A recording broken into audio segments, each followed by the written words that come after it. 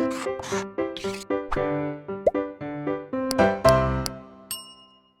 Students, blueprint digital में आपका स्वागत है बच्चों। मैं आपका फिजिक्स टीचर अनुज शर्मा। बच्चों, जैसा कि आपको पता है कि हमारी यूनिट 3 चल रही है और हम बहुत अलग अलग तरीके के धारावाही चालकों का विद्युत क्षेत्र निकालना सीख चुके हैं। तो बच्चों, आज मैं उसी यूनिट का, हमारा जो यूनिट का नाम है वो है विद्युत धारा का चुंबकीय प्रभाव। इसमें बच्चों हमारा जो आज अलग से एक भाग, दूसरा भाग शुरू होने जा रहा है बच्चों, उसका नाम है गतिमान आवेश व चुंबकीय क्षेत्र। यानी अगर एक चुंबकीय क्षेत्र जो पहले से स्थित हो, उसमें कोई आवेश अगर गति करता है तो उस पर किस प्रकार से व्यवहार करता है, उसको क्या कोई बल लगता है, और लगता है तो किस प्रकार से वो उसके जो परिमाण है, उसकी जो दिशा है बल्कि वो किस प्रकार से बदलती है या चेंज हो जाती है। ठीक है स्टूडेंट, तो बच्चों आज के जो हमारे टॉपिक है वो इस प्रकार है बच्चों, एक समान चुंबकीय क्षेत्र में गतिमान आवेश पर लगने वाला बल। तो इसके बारे में हम बात करेंगे। उसके बाद बच्चों उस बल के हम सदिश रूप देखेंगे, क्योंकि बल एक वेक्टर क्वांटिटी है और उसकी दिशा किस प्रकार निकाली जाती है। बच्चों उसके बाद मैं आपको इस पर बोर्ड का कोई क्वेश्चन करवाऊंगा जो इंपॉर्टेंट होगा, तो बोर्ड के सवाल करने के बाद हम इसको अच्छी तरह समझ सकते हैं। ठीक है स्टूडेंट, तो बच्चों सबसे पहले कि कोई जब आवेश गति करता है चुंबकीय क्षेत्र में तो उस पर कैसे बल लगता है उसकी बात करते हैं। तो बच्चों इसके लिए हम एक डायग्राम देखते हैं। हम इसमें बच्चों एक 3 एक्सिस वाला हम जो निर्देशांक ज्यामिति यूज करेंगे इस प्रकार से, और एक को मैं x मान लेता हूँ, थोड़ी देर के लिए एक को y मान लेता हूँ और एक को z मान लेता हूँ। ठीक है बेटा। अब बच्चों मैं ये मान करता हूँ कि मेरा जो विद्युत क्षेत्र है वो किसी एक्सिस के अलॉन्ग है, माना x एक्सिस के अलॉन्ग बच्चों मेरा ये b है। ठीक है स्टूडेंट। अब बच्चों मैं ये भी मान के चलता हूँ कि जो मेरा आवेश है वो जो गति कर रहा है वो विद्युत क्षेत्र से किसी एंगल पे गति कर रहा है और उसका वेग v है। और ये जो आवेश है बच्चों इसको मैंने धनात्मक लिया है, क्योंकि जो भी नियम या जो भी सूत्र बनाए जाते हैं बच्चों धनात्मक आवेश के लिए बनाए जाते हैं। ऋणात्मक के लिए हम उसको कैसे चेंज करते हैं मैं आपको आराम से बताऊंगा। तो बच्चों हम देख सकते हैं कि वो चुंबकीय क्षेत्र से कोई एंगल ड्रॉ कर रहा है थीटा। तो बच्चों इसमें एक बात ये समझने वाली है कि जो हमारा धनावेशित आवेश है, धनावेश, वो कौन से तल में गति कर रहा है, वो x और z में तल पे गति कर रहा है, ये आप ध्यान रखना। और जो हमारा विद्युत क्षेत्र है वो x एक्सिस पे गति कर रहा है। तो बच्चों बात ये आती है कि जो इस पे बल कार्य करता है वो कैसे हम निकालें, किस किस बात पे डिपेंड करता है। तो बच्चों ये जो है प्रयोगात्मक तरीके से पता करा गया था कि अगर कोई आवेश चुंबकीय क्षेत्र में गति करे तो उस पे वो किस किस बात पे डिपेंड करेगा। इसके लिए बच्चों मैं एक काम करता हूँ, x एक्सिस पे इस विद्युत जो हमारा ये गति का सदिश रूप है, ये गति का जो वेक्टर है, इससे एक लंब डाल देता हूँ। और ये जो लंब डालता हूँ बच्चों यहाँ पे कंपोनेंट थीटा के साथ है तो ये v cos थीटा आएगा। और बच्चों इसी प्रकार के अगर मैं इस एक्सिस पे भी एक लंब डाल दूं तो बच्चों यहाँ पे क्या आएगा, अगर हम बात करें बच्चे थीटा बना रहा है तो v cos थीटा, और यहाँ पे कौन सा आएगा बच्चों v sin थीटा, इस प्रकार। ठीक है, इस प्रकार से आप देख सकते हैं बच्चों, इसमें तो कोई गलती नहीं होनी चाहिए आपसे। अब बच्चों जो बल है वो बल जो किस किस चीजों पे डिपेंड करता है उसकी बात करते हैं। तो बच्चों प्रयोगात्मक तरीके से पता चला कि जो बल है एक तो दिए गए आवेश, जितना आवेश का परिमाण है उस पर डिपेंड करता है। दूसरा बच्चों ये जो बल है उस जो चुंबकीय क्षेत्र है जिसके अंदर वो मूव कर रहा है यानी गति कर रहा है उसके परिमाण पर भी डिपेंड करता है, यानी चुंबकीय क्षेत्र पर। और बच्चों जो सबसे तीसरा फैक्टर है बच्चों बड़ा इंपॉर्टेंट है, और इसका जो बच्चों गति है भी उसके कौन से घटक पे डिपेंड करता है। तो बच्चों उसके लंबवत घटक पे जो v sin थीटा है उस पर डिपेंड करता है, तो हम ले लेते हैं v sin थीटा। ठीक है स्टूडेंट। तो बच्चों ये हमारे पास 2 इक्वेशन प्राप्त होती है इस तरीके से। जब इन तीनों इक्वेशन को मिलाया गया स्टूडेंट तो हमारे पास जो मिला वो ये मिला b q v sin theta. ठीक है बच्चों। अब बच्चों प्रोपोर्शनल है और हमें प्रोपोर्शनल हटाना है तो हमें कोई नियतांक लेना पड़ेगा। तो यहाँ पे एक नियतांक लिया गया बच्चों, और वो जो नियतांक था वो हमारा ये था k, वो k था। तो b q v sin theta. तो बच्चों इसको थोड़ी देर के लिए मैं इक्वेशन a मान लेता हूँ। इसमें ध्यान रखना बच्चों जब प्रयोग करे गए तो बार बार k की वैल्यू पता करी, तो जब देखा गया तो k की वैल्यू यहाँ पे 1 आ रही थी। तो k की वैल्यू अगर हम 1 रख दें तो हमारे पास जो सूत्र प्राप्त होगा बच्चों ये प्राप्त होगा b q v sin theta. ठीक है स्टूडेंट।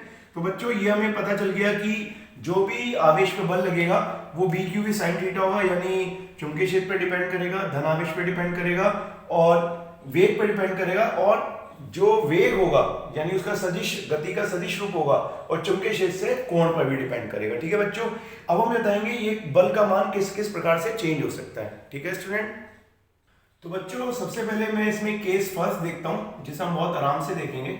बच्चों अगर इस मामले में थोड़ी देर के लिए मैं v0 रख दूं, मैंने रख दिया v0, तो इस केस में बच्चों हमारे पास क्या होगा, इस केस में हम देखें तो बच्चों हमें मिलेगा f बराबर b q, ये 0 और साइन थीटा। तो बच्चों इसका मतलब कितना हो गया, f बराबर 0। तो बच्चों साफ पता चलता है कि जो बल लगता है किसी चुंबकीय क्षेत्र में वो स्थिर आवेश पे नहीं लगता, वो गतिमान आवेश पे लगता है। तो आवेशित आवेश जो है गतिमान होना चाहिए, ये बात आपको पता चल गई।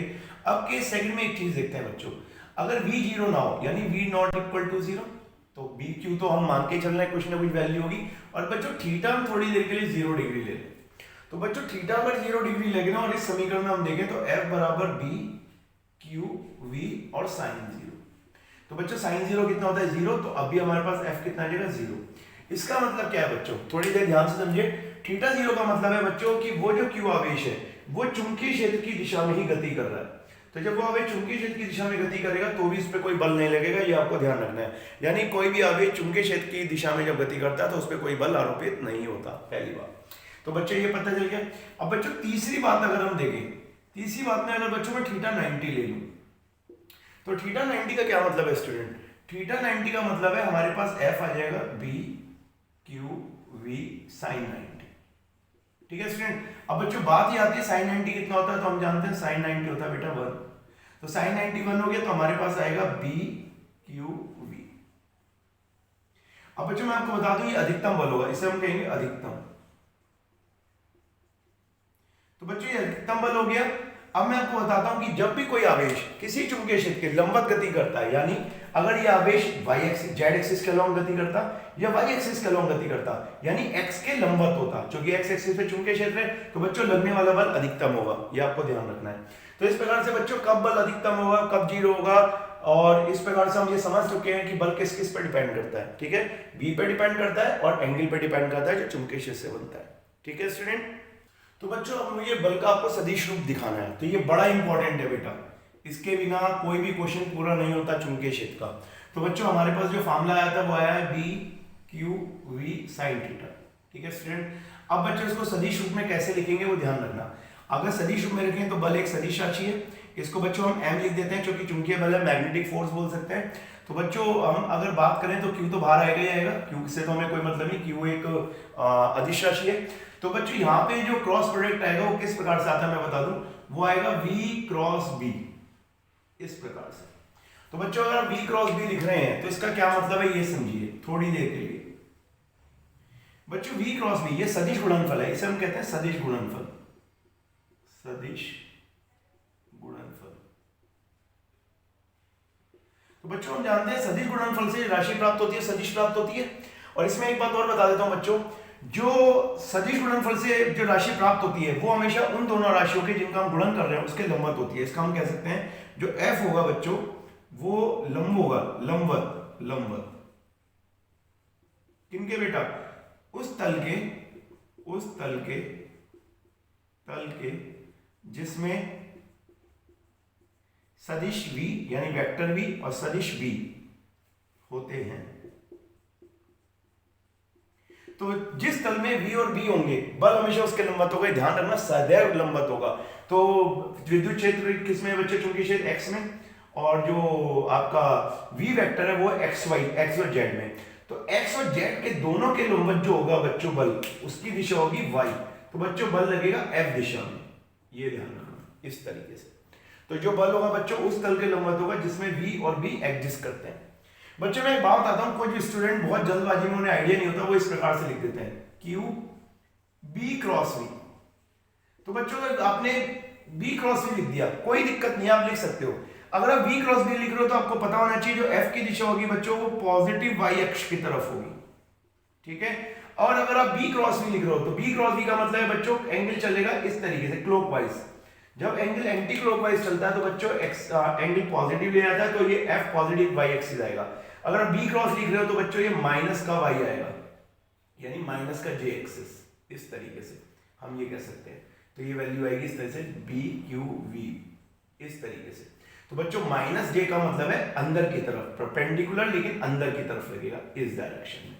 तो ये बात समझने वाली है। अगर पॉजिटिव होगा एंगल तो एंटी क्लॉकवाइज चलेगा, तो ये पॉजिटिव आएगा, इसको हम कह सकते हैं प्लस जे, क्योंकि वाई एक्सिस को जो रेफर करता है वो जे एक्सिस करता है, एक्स एक्सिस को आई करता है और जेड को के करता है, इस प्रकार। तो पॉजिटिव जेड एक्सिस बेट जो आएगा वी क्रॉस बी, अगर हम बात करें ये वाला इस तरीके से वी क्रॉस बी, ये पॉजिटिव वाई एक्सिस है बेटा, ठीक है। तो इस प्रकार से दिशा हम समझ सकते हैं। तो इसको मैं दूसरे तरीके से भी आपको बताना चाहूंगा कि इसको हम तीनों एक्सिस पे कैसे दिखा सकते हैं, ठीक है स्टूडेंट। तो बच्चों किसी भी चुंबकीय क्षेत्र में जब कोई गतिमान आवेश बल गति करता है तो उस पर लगने वाले बल की दिशा के लिए बेटा एक नियम दिया गया, तो उसे कहते हैं फ्लेमिंग बाएं हाथ का नियम, ठीक है बेटा। बाएं हाथ का नियम क्या है पहले मैं आपको बता दूं। ये हमारा बायां हाथ है, इसमें हमें 3 फिंगर का यूज करना है बच्चों, एक थंब जिसे अंगूठा कहते हैं, एक इंडेक्स फिंगर सबसे छोटी फिंगर, और एक बच्चों हमारी मिडिल फिंगर, ठीक है बेटा। इस प्रकार से बच्चों मैं आपको बता दूं, जो बच्चों हमारी सबसे छोटी फिंगर होगी वो चुंबकीय क्षेत्र की दिशा होगी, और ये हम कह सकते हैं बच्चों जो हमारी मिडिल फिंगर होगी वो गतिमान आवेश की गति की दिशा होगी।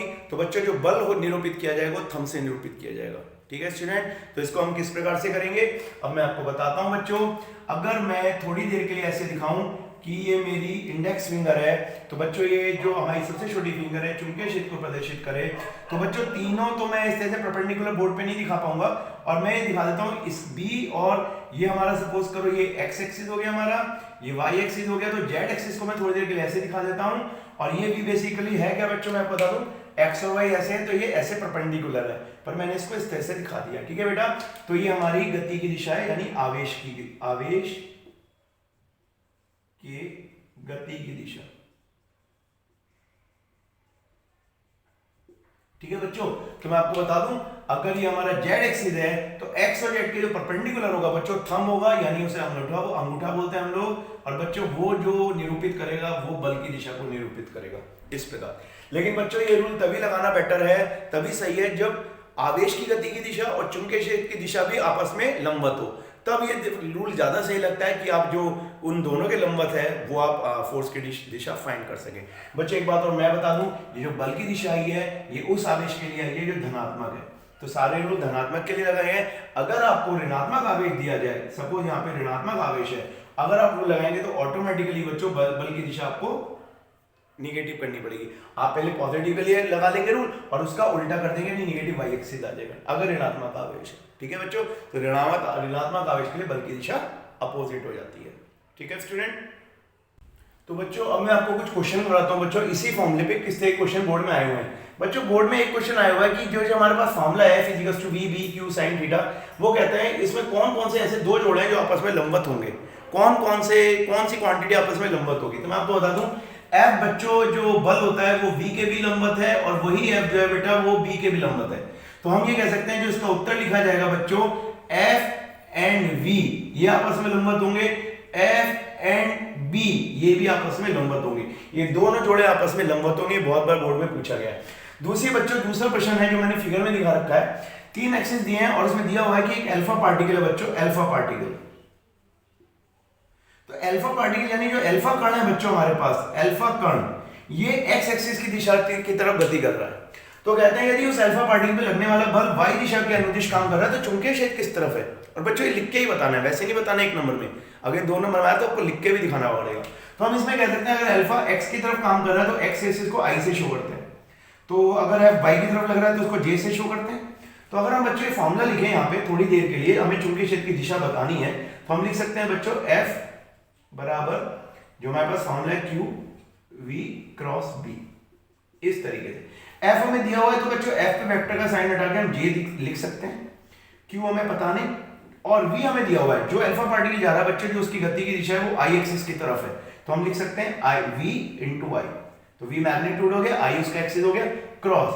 अब बच्चों आप देखो कि यहाँ पे अगर F पॉजिटिव आ रहा है, J एक्सिस की तरफ आ रहा है, तो K की B की वैल्यू क्या होनी चाहिए।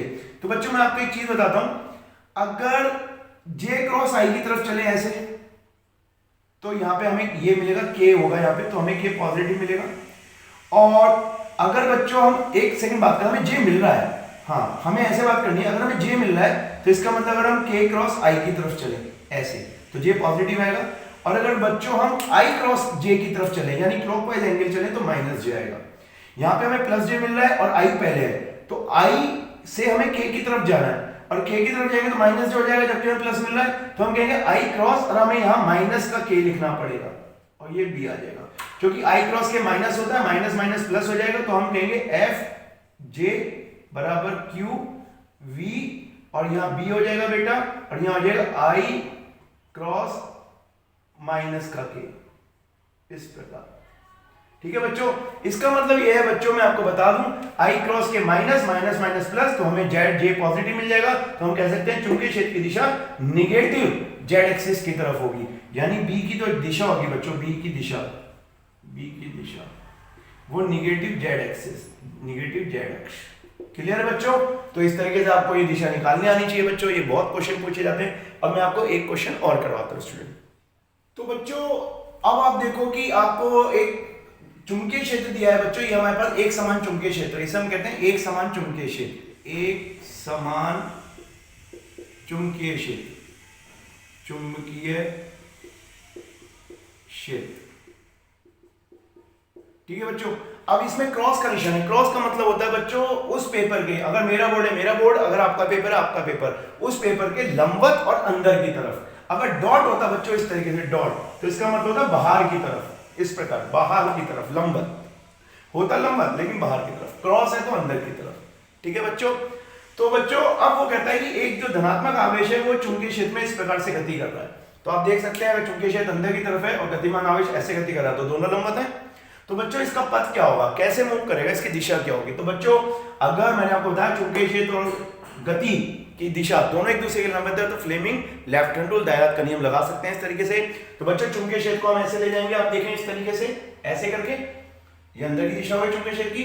तो बच्चों ये जो वाली उंगली है गति की दिशा को शो करेगी, तो आप देखेंगे बॉल जो बल लगेगा वो लेफ्ट साइड में लगेगा, उल्टी तरफ, उल्टे हाथ की तरफ। तो हम कह देंगे ये जो आवेश है बच्चों ये इस प्रकार से मुड़ जाएगा, ये ऐसे जा रहा है और ये ऐसे मुड़ जाएगा इस प्रकार। तो बच्चों अब गति की दिशा ये हो गई। अब बच्चों आप अगर आप यहाँ फील्ड रूल लगाएं तो ये आपकी बल की दिशा हो गई, ये आपका मैग्नेटिक फील्ड हो गया चुंबकीय क्षेत्र। तो बच्चों बल अब नीचे की तरफ लेकेगा और ये आवेश अब इस प्रकार से आ जाएगा। ठीक है बच्चों, अब आप देखें बच्चों गति की दिशा ये हो गई, तो जब गति की दिशा ये हो गई चुंबकीय क्षेत्र ऐसा हो गया तो बल इस तरफ लगेगा, तो बच्चों अब ये इस तरीके से हो जाएगा। तो बच्चों इसका मतलब है ये जो पार्टिकल है ये एक सर्कुलर मोशन में करेगा, सर्कुलर पाथ में मूव करेगा। तो इसके पथ को हम कैसे दिखा सकते हैं बच्चों, इसके पथ को हम फाइनली ऐसे दिखा सकते हैं इस प्रकार। अगर ये ऐसे गति कर रहा है इस प्रकार तो मैं कहूंगा ये ऐसे सर्कुलर मूव करता रहेगा इस प्रकार। यहाँ पे v की दिशा ये होगी, यहाँ पे v की दिशा ये होगी, यहाँ पे v की दिशा ये होगी। ठीक है बच्चों, तो बल जो होगा हर केस में बच्चों केंद्र की तरफ लगेगा, यहाँ पे भी केंद्र की तरफ, यहाँ पे भी केंद्र की तरफ बल, तो सेंट्रीपिटल फोर्स की तरह काम करेगा अभी के बल की तरह। तो वो एक सर्कुलर पाथ को शो करता है। ठीक है बच्चों, तो ये आपको समझ में आना चाहिए। अब मैं आपको ये बता दूं इस कंडीशन में जो बल होगा बच्चों वो अधिकतम बल लगता है, क्योंकि बल लंबवत लग रहा है चुंबकीय क्षेत्र के और गति की दिशा के। तो बच्चों इस तरीके से आपको समझ में आना चाहिए। अगली क्लास में हम लोग और अच्छे क्वेश्चन डेफिनेशन पढ़ेंगे कि किस किस प्रकार से जो पार्टिकल होता है जब चुंबकीय क्षेत्र में गति करता है तो उस पर किस प्रकार से और बल लग सकते हैं, तो उस पर हम आगे बात करेंगे। अब तक के लिए धन्यवाद। ठीक है स्टूडेंट।